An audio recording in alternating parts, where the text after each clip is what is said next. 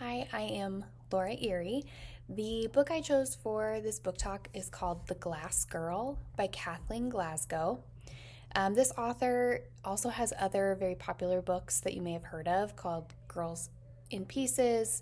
Um, she's from Tucson, Arizona, and that is actually where she does her writing and where she lives. But has written many novels about youth struggling with real life dangers such as substance abuse, depression, anxiety. Being a teenager can be difficult, and so these stories have relatability and consequences of certain risky decisions that teens may be faced with in their youth. The Glass Girl is about a young girl named Bella that is facing many challenging situations in her young life, such as her parents divorcing, her grandmother passed, who seemed to be a person that she really connected with and felt seen by. And then also has an ex boyfriend that causes her some challenges as well.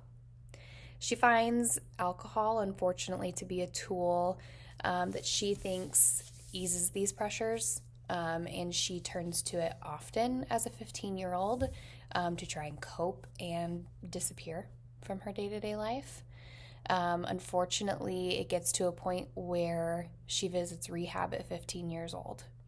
So, this book takes us on that journey with her. I have not read the entire thing yet, so I look forward to reading it, but I've heard very, very good things about it. I've gotten through about the first chapter, and it starts strong and it really gets after it very quickly. The part I'm going to read from is actually the introduction before chapter one. Every morning when I wake up, I don't think I'm going to make it. Or maybe I think that I don't want to make it.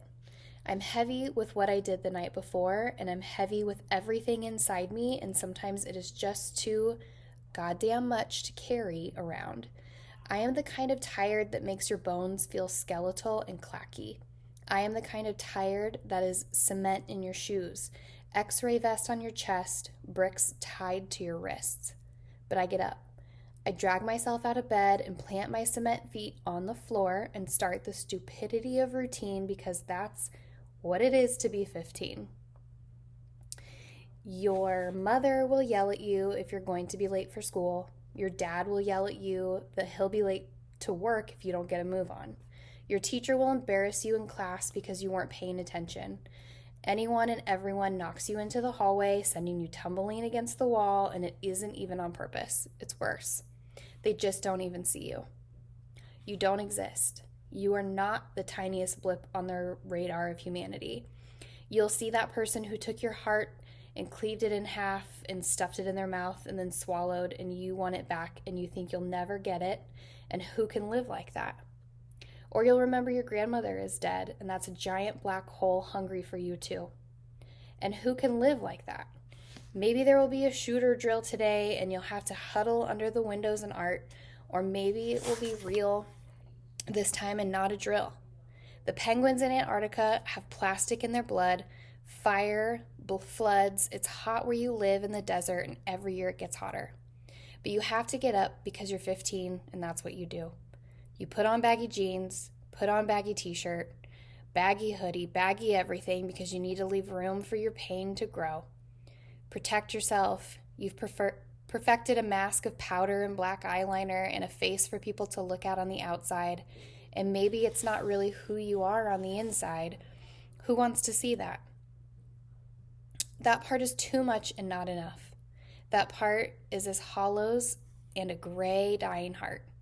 Everyone says it will get better after all this, when you're older, like it's a sentence you have to serve, like it will toughen you up if you can make it, like it will all be worthwhile.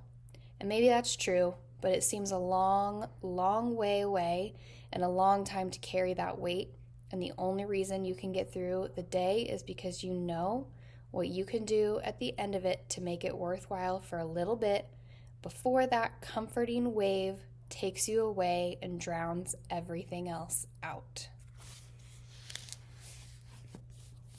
I'm really looking forward to finishing this, and I think that it could be a very interesting but deep conversation for many students.